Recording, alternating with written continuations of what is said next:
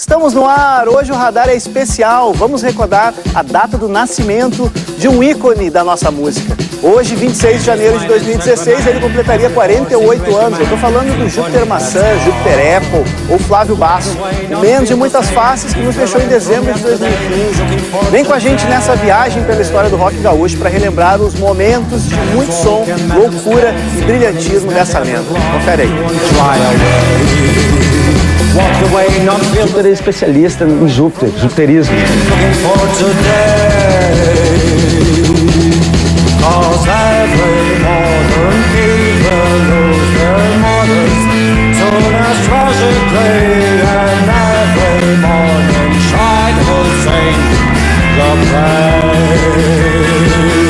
A gente veio morar na Fan House, que era a casa onde a Cachorro Grande morava, e eles foram morar em São Paulo. O Gabriel nos cedeu, dizendo: cuidem da casa e produzam umas festas da Fan House, que aí vocês podem morar de graça ali. Então para nós era muito bacana, que não precisava mais pagar aluguel. A gente foi para ali e um dia ele nos falou que ia chegar um novo morador ali, e era o Flávio, né? O Júpiter tá aí, eu aloquei um quarto para ele.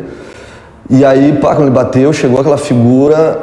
Era foda, assim, porque o Flávio ele tinha uma aura muito de artista, assim, que tu via ele, tu notava que era um artista diferente de outro, todo mundo do meio artístico, ele tinha algo muito diferente dele, que tu captava isso quando ele chegava, assim.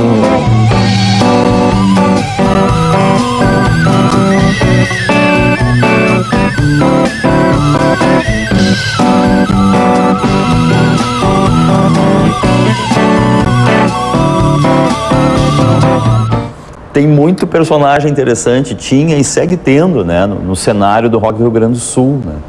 E o Flávio era um destes, né, um cara que tinha a sua poética, né, a sua verve, o seu jeito de fazer letra pro rock and roll. É um cara que aprendeu bem lições lá do Little Richard, Chuck Berry, Beatles, Stones e muitos outros, mas ele tinha o jeito dele de dizer suas coisas, né, criar imagens, dialogar com outras línguas, né? Cantava em inglês, em francês, eventualmente.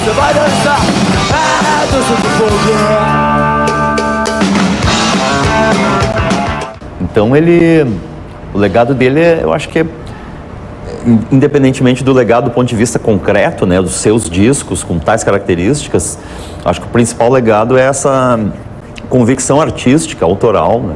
Tem que fazer.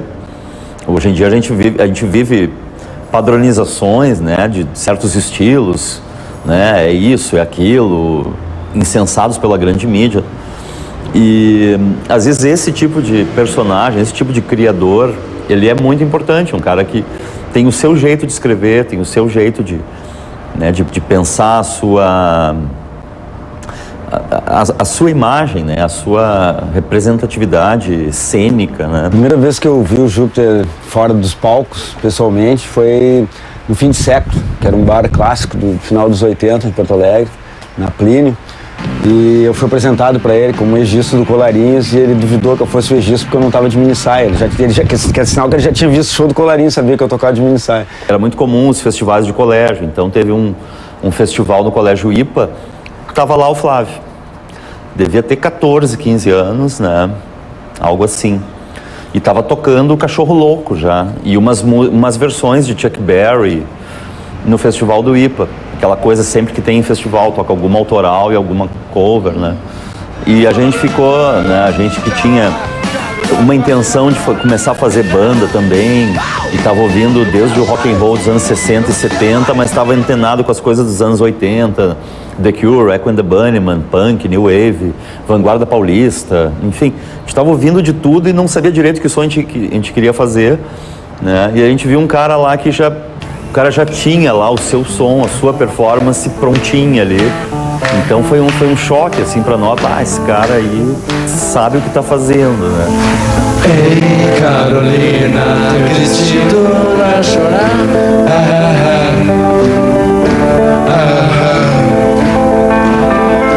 Lobo da steppe nunca mais ousou tocar em você.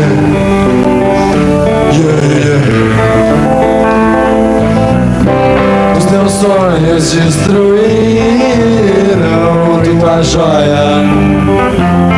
roubaram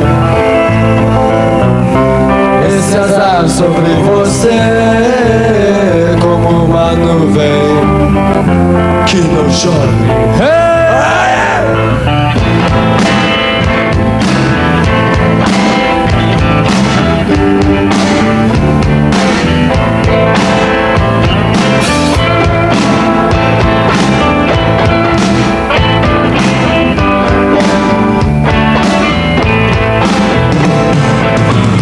Carolina, você sabe que este homem é um lobo. Este homem nunca mais vai levar Carolina.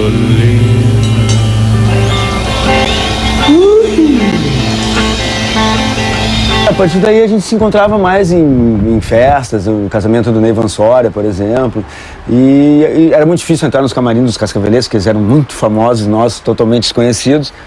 Então demorou um tempo até a gente ser amigo mesmo, porque a gente foi ficar amigo quando os Cascaveletes acabaram e ele estava naquela fase que ele não sabia o que ele ia inventar ainda. O TNT lançou o Rock Grande do Sul, Entra Nessa e Tô na Mão, no disco Rock Grande do Sul em 85.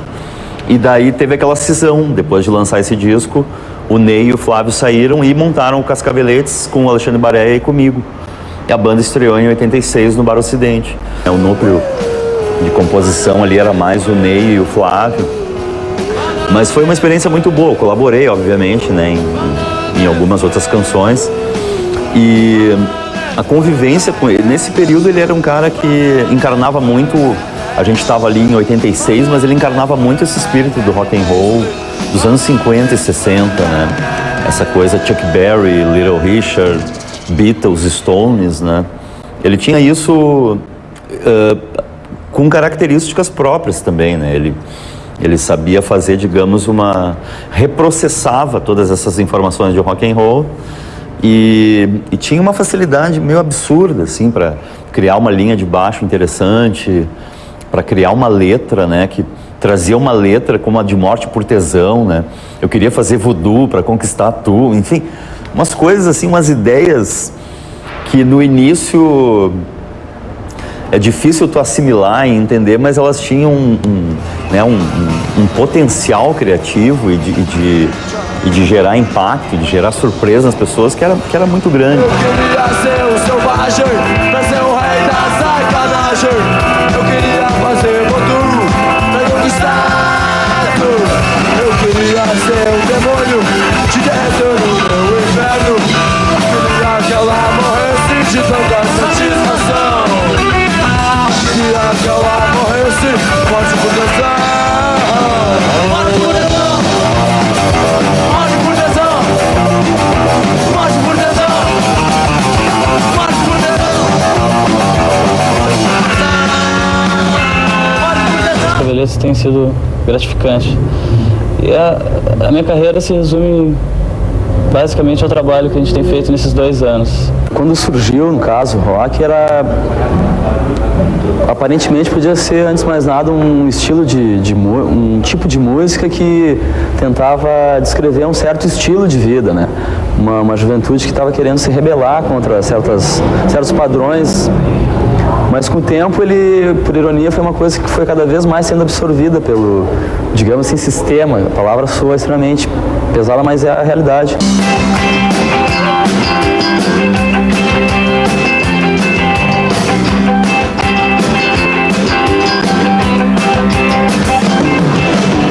Você tá sempre certa daquilo que diz. E tira as pessoas do caminho quando anda na rua. Você não quer nada, nem ninguém ao seu lado.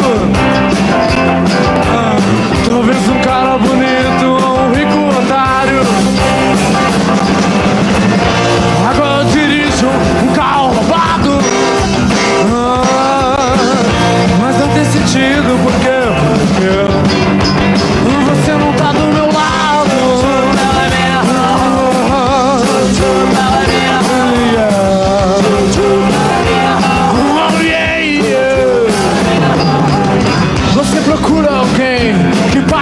chuva.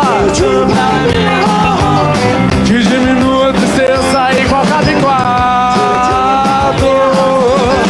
Alguém muito especial que não se encontra na rua, com uma placa na mão dizendo você encontrou.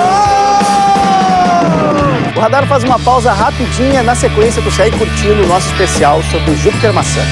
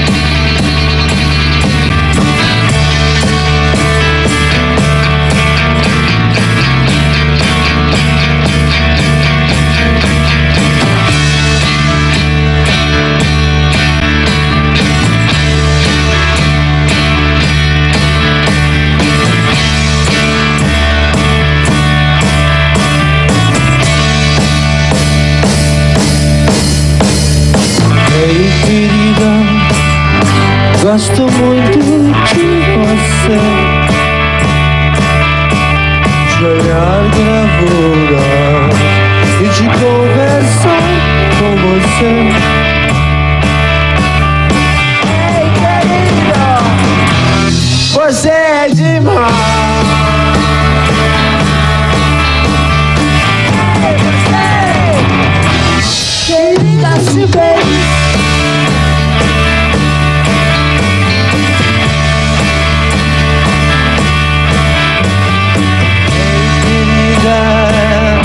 Mil incensos pra você.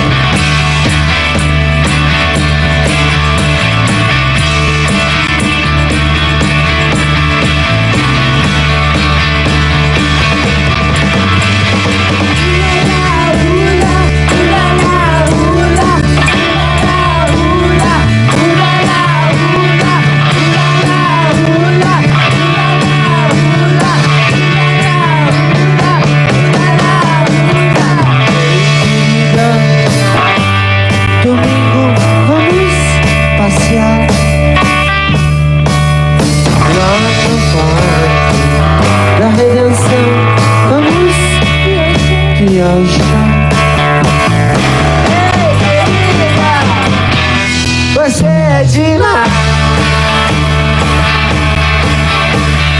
Ei, você, querida super. Querida super. Querida super.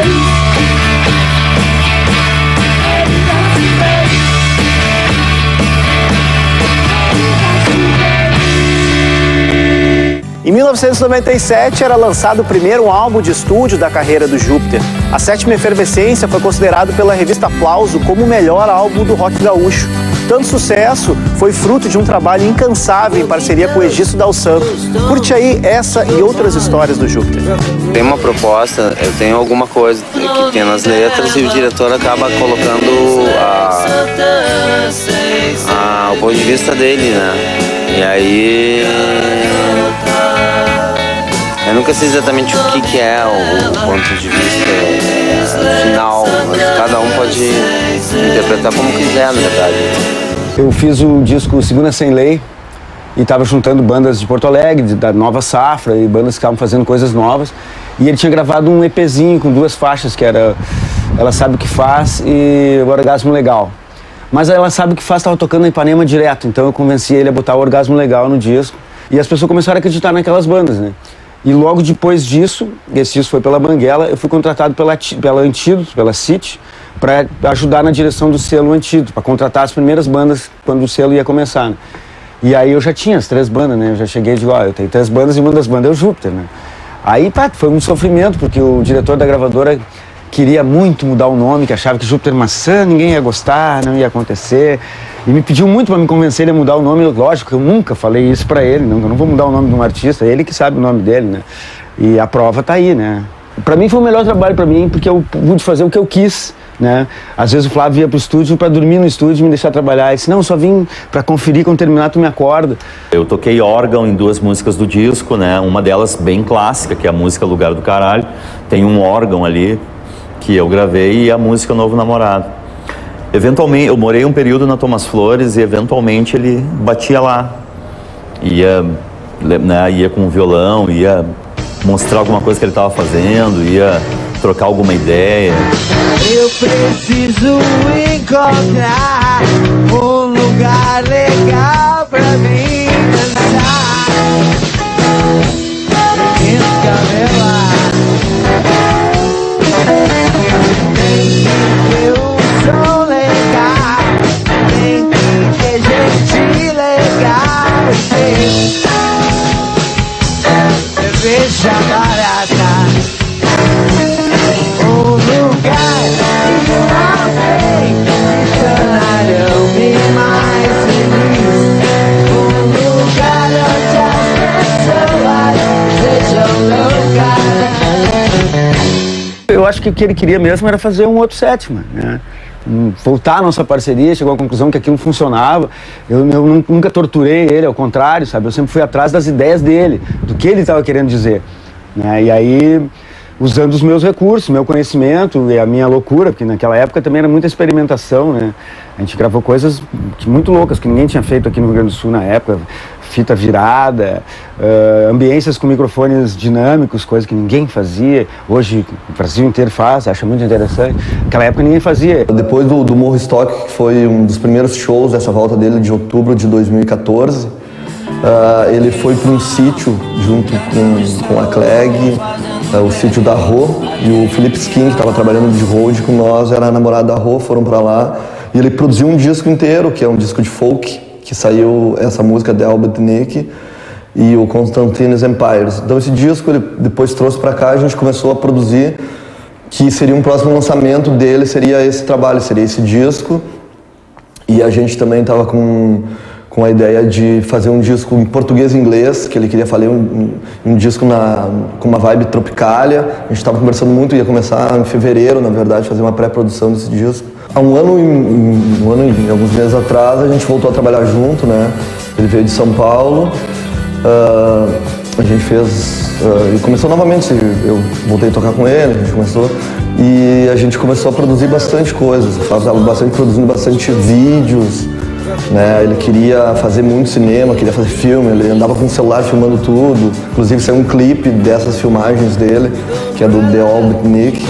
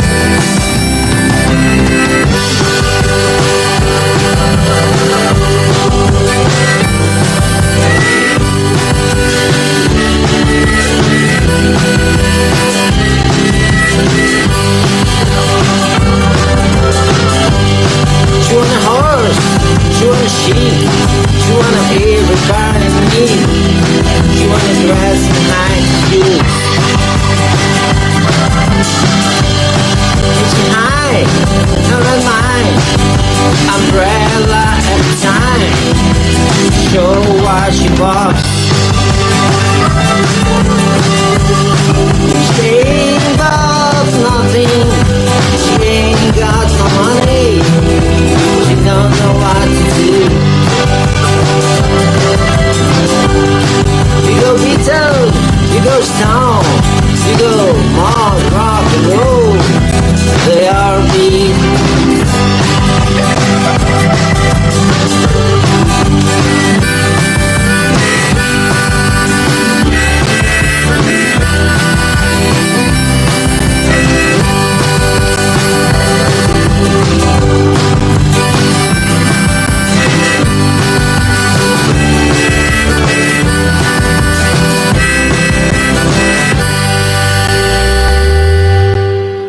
Mais uma paradinha na volta do intervalo, os projetos e o legado do Man Júpiter Maçã.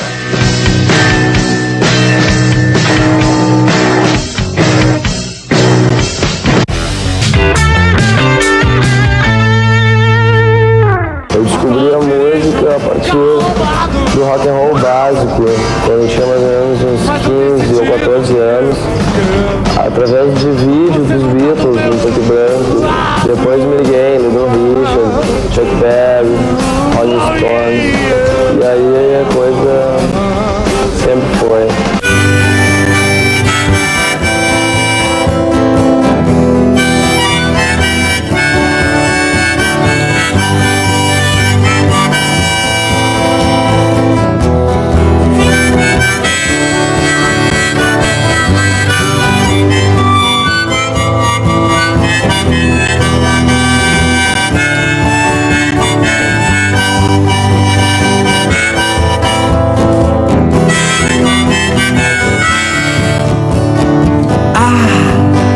Deveria parar de beber, porque eu não estou fazendo bem a quem me ama.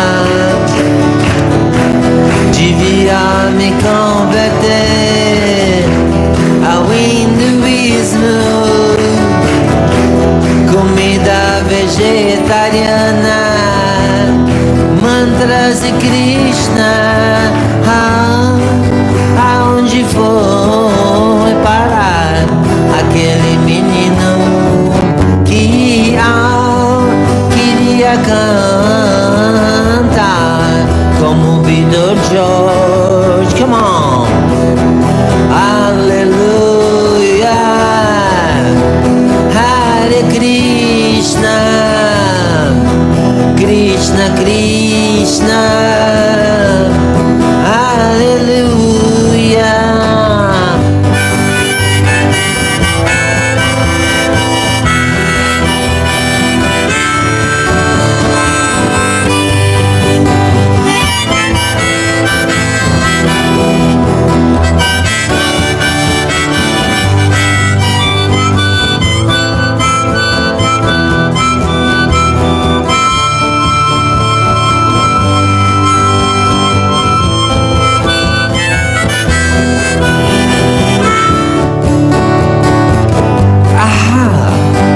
Foi parar aquele menino que queria cantar como Vitor George?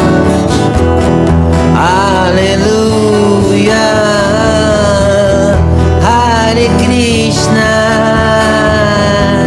comida vegetariana, mantras e Krishna.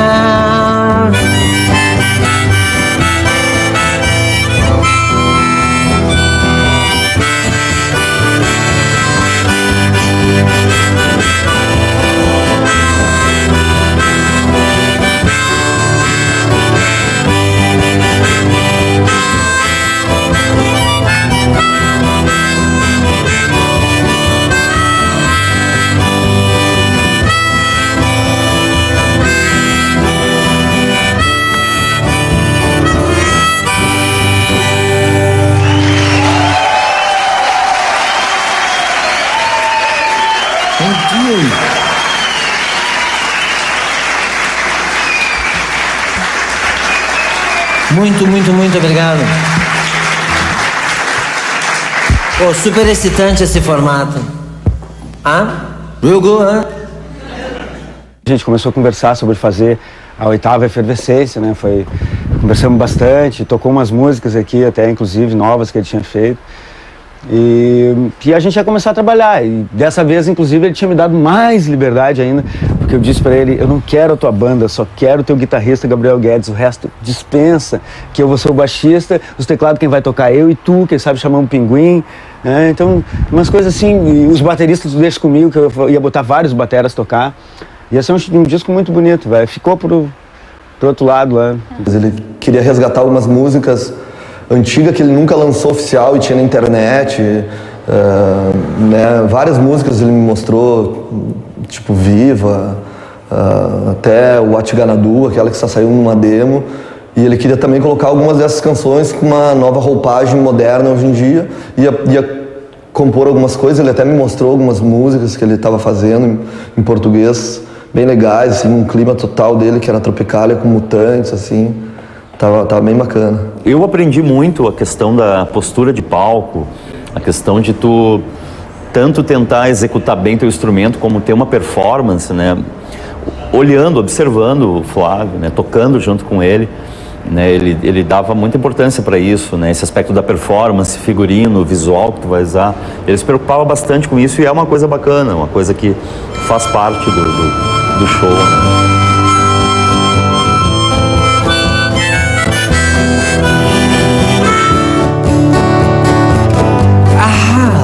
Onde foi parar aquele menino que queria... Tem uma gratidão muito grande de ter tocado com o Flávio, né? Porque eu tinha, como eu comentei, né? Eu tinha lá um acervo, um referencial de coisas que eu gostava, e depois na Graforreia a gente conseguiu de um modo ou outro colocar todas elas, né, num tipo de música, seja música tonal, dodecafônica, com Jovem Guarda, com Celi Campelo, com Paixão Cortes, enfim. Mas o Flávio, ele sabia ter isso de uma maneira, né, ter essa performance e essa capacidade criativa de uma maneira muito natural.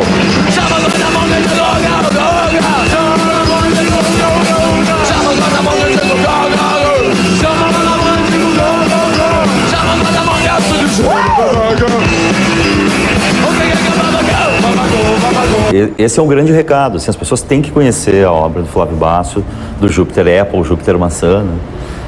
Porque é um material muito interessante, muito incomum, né? Era uma pessoa que fugia, sei lá, de qualquer... Não tem chance de tu tentar enquadrar o trabalho do Júpiter, né? Do Flávio, né? Tu dizer que é só psicodélico, é só isso, né? E é um cara muito raro, muito incomum, né? Um cara que não é exagero dizer, um cara que já tá fazendo muita falta, assim. Antes de nada eu gostaria de explicar. Segue agora um mosaico de imagens mil, chamado A Marchinha Psicótica de Dr. Sup. A noiva do Arlequim e o malabarista chegaram juntos com a fada e o inspetor nazista. Chacretes e coristas em teatro de revista. Bem-vindos à orgia niilista. Ai, que gostoso, que delícia, muito mais paulista. Anunciados, o homem bala e a mulher canhão. A musa do Pinóquio era bolchevista. A mais formosa, melindrosa, pega na Suíça. Pra ela era pegar rapaz. E pra provar, minha querida, o meu amor tão radical,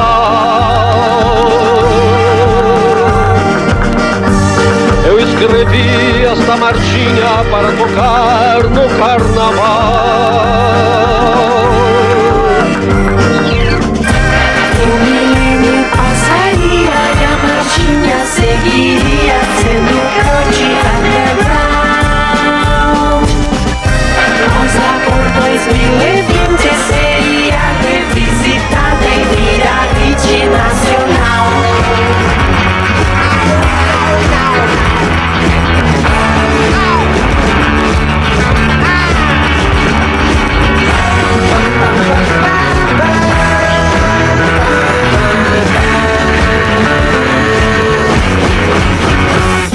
O timbre do Caetano é super bacana. Não pense que eu estou copiando, que eu sou banana. Peguei emprestado pras artes da semana, abrindo as portas da percepção. O tal de Aldous Huxley de cara ficou doidão, tomando toda a solução. Doidão é apelido para paranoia. Toda jiboia, toda boia, toda clarabóia. Querida, que tal baixar o televisor? Deitado no divã com o Woody Allen, eu tive um sonho com aquele estranho velho alien. E era cabeça Bob Dylan, barba Ginsberg Allen. E pra provar, minha querida, o meu amor tão radical,